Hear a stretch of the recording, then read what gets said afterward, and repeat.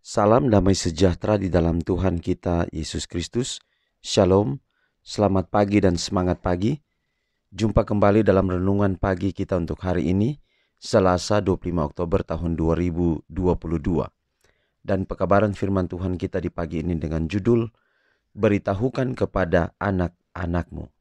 Sebelum kita lanjutkan, mari kita tunduk kepala dan berdoa. Mari berdoa. Bapa di surga, terima kasih oleh karena kami memiliki kesempatan lagi untuk belajar firman-Mu. Kiranya pekabaran firman-Mu boleh menjadi berkat dalam kehidupan kami, menuntun kami untuk tetap setia kepadamu. Inilah doa kami ya Bapa, terpujilah nama Tuhan. Dalam nama Yesus kami telah berdoa. Amin. Sekali lagi renungan pagi kita di pagi ini dengan judul, Beritahukan kepada anak-anakmu.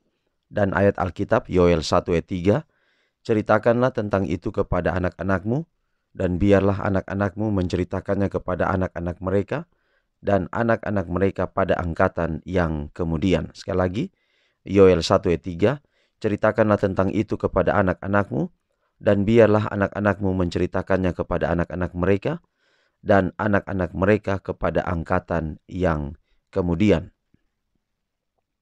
Sebelum orang tua sendiri berjalan sesuai dengan hukum Allah dengan hati yang tulus, mereka belum bersedia untuk memerintahkan anak-anak mereka untuk berjalan menurut jejak langkah mereka.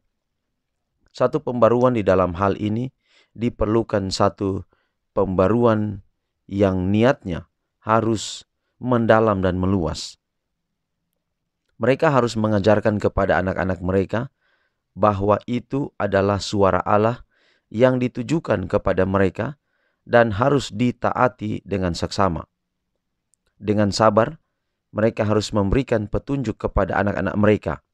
Dan dengan manis budi dan tidak mengenal lelah, mengajar mereka bagaimana agar dapat hidup menyenangkan hati Allah. Anak-anak yang dibesarkan dalam rumah tangga seperti ini akan dipersiapkan untuk menghadapi tipu muslihat orang-orang yang tidak percaya. Mereka telah menerima Alkitab sebagai dasar iman mereka, dan mereka mempunyai dasar yang tidak akan dapat dihanyutkan oleh arus kekafiran yang sedang melanda. Seperti bapak-bapak di zaman dahulu, mereka yang mengaku cinta kepada Allah harus mendirikan sebuah mezbah bagi Tuhan, di mana saja mereka mendirikan tenda mereka.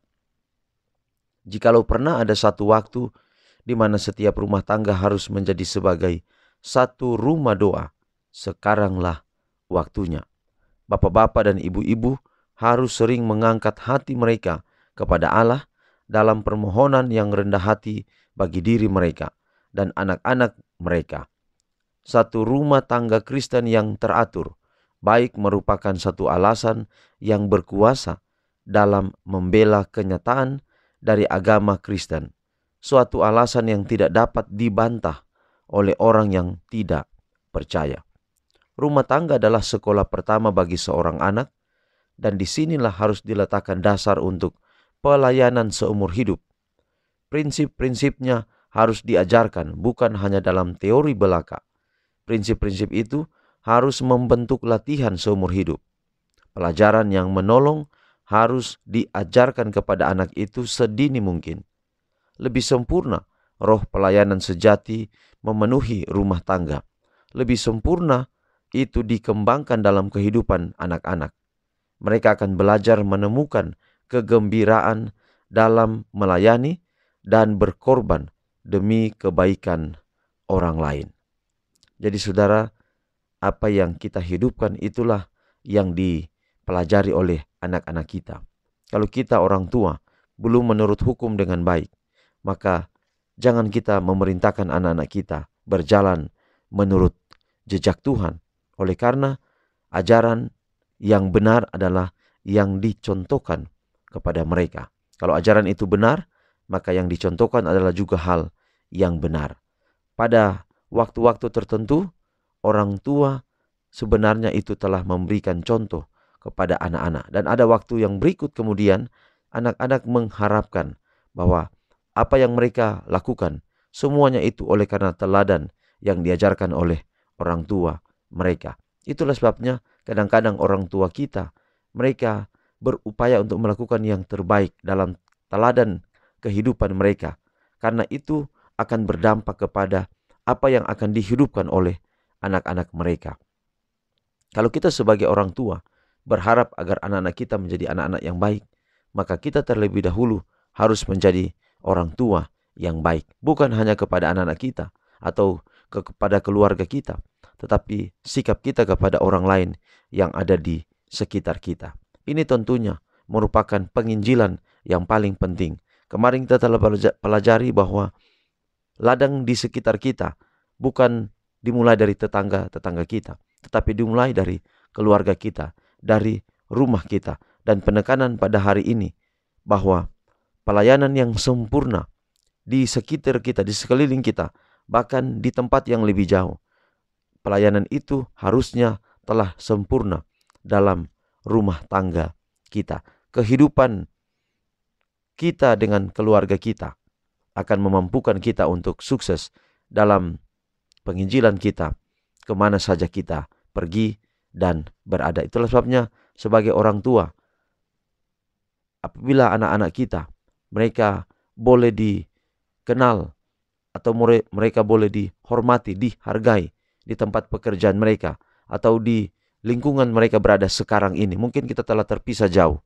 tetapi kita orang tua harus memberikan teladan, karena itu akan berdampak kepada berkat bagi anak-anak kita atau kutuk kepada anak-anak kita. Kalau kita hidupkan selalu kehidupan yang baik, maka itu berarti anak-anak kita juga akan diberkati dengan berkat-berkat yang indah, yang limpah dalam hidup mereka. Walaupun sebenarnya tidak punya hubungan antara kita dengan anak-anak kita secara langsung, tetapi sebenarnya apa yang kita hidupkan, yang anak-anak kita teladankan, itu akan berdampak kepada berkat-berkat yang dicurahkan dalam kehidupan anak-anak kita di waktu-waktu yang akan datang.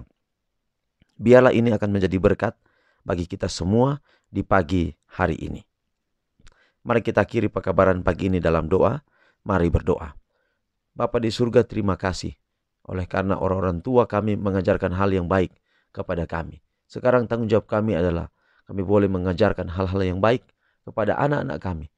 Dan harapan kami, anak-anak kami mengajarkan hal-hal yang baik bagi keturunan mereka kelak nanti. Dan biarlah kiranya ketika hal baik ini diturunkan turun-temurun, dunia ini dirubah, dunia ini disiapkan bagi kedatangan Tuhan yang kedua kali. Ajar kami memulai penginjilan, memulai menyampaikan kabar tentang Yesus dari keluarga kami, dari rumah tangga kami, kepada tetangga kami, pada orang-orang yang lain yang di sekitar di lingkungan kami, bahkan kepada siapa saja ketika kami temui.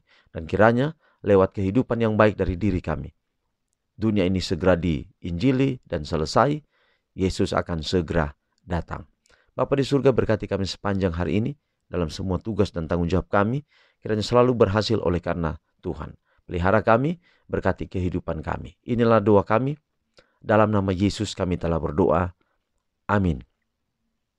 Saudaraku, demikian pekabaran pagi ini. Tuhan berkati kita semua, sampai jumpa besok. Shalom.